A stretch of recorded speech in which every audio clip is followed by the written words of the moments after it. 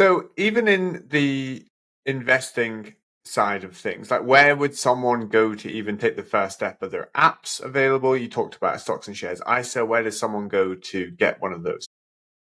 Yeah, great question. So a little bit of research into finding the right one for you. There are different types of stocks and shares ISAs. There's ones that will hold your hand a little bit more. So there's providers out there that will work with you based on who you are as a person and then your appetite to how much risk you want to take. So often when you're younger, you're a little bit more willing to take a little bit of risk. Why? Because you have a longer time horizon until you necessarily need that money. So you're willing to take a little bit more risk. If you're in your older years, you take less risk because you don't want to lose any money potentially.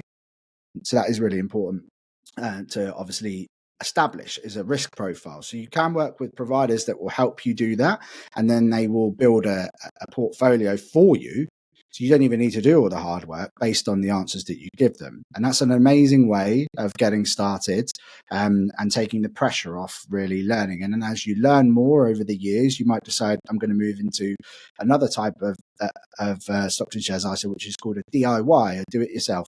And that's where you pick everything yourself. And usually you get to that point once you've kind of learned and picked up a little bit. And what that does is kind of bridge the gap from where it used to be very much DIY, you had to know everything and there was nothing else. And now we've got this whole support system. And a stocks and shares ISA is fantastic because you can invest up to £20,000 per tax year into the entire ISA environment. And any capital gains, and so if you sell that company for a profit over time, or you earn interest or indeed a dividend as well, it's not subject to capital gains tax, which is a massive thing. So that 100% of the money is yours when you withdraw it, and you can withdraw it at any point. It's not then locked up for life. It's in there. That's a pension. If you invested into a pension, it would be locked up until you're 57. And so that's why a stocks and shares ISA is so great. And if you get invested from a really young age, it's amazing. The power of compound interest really kicks in.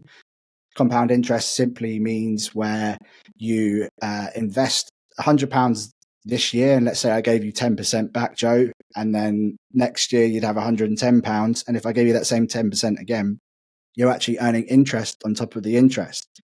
And what happens is it's like a snowball effect. Over time, you're earning interest on top of interest on top of interest. And eventually the interest far outweighs the contribution that you put in. And that's how you can really, an average person investing just £100 a month can end up a millionaire by the time they get to retirement age. How do the dividends work? So assuming you invest that £100, say, into a stocks and shares ISA, if you then take your dividend out, surely that then reduces the amount of money in the pot, and therefore it doesn't accumulate the compound interest. Is that incorrect? It's a good question. It's a really great question. And I get this question all the time. So when you buy a fund, you essentially have called an accumulation and a distribution. So you often see it when you log in. It'll be like ACC or DIST. And they do very different things. So an accumulation just means the dividend gets reinvested back for you. And a distribution means it gets paid out as a cash balance into your account. Now, let's say I buy, again, we use the same analogy of £100 and it gives me 3% dividend a year. That's going to pay me £3 for every £100 that I have in. And that's coming to me no matter what happens, whether it's performing well, up, down, left or right, that dividend is being paid to me. And that's why dividends are awesome, because you can essentially earn, that's almost fixed income as long as they don't change the percentage allocation of it. It's fixed income which is coming to you, and it doesn't affect the £100 which you had invested in the first place. That's extra money on top. So you could, if that company, that fund or that company did 10%, you're getting the gain there and the 3% on that as well. So it can be almost like a double whap.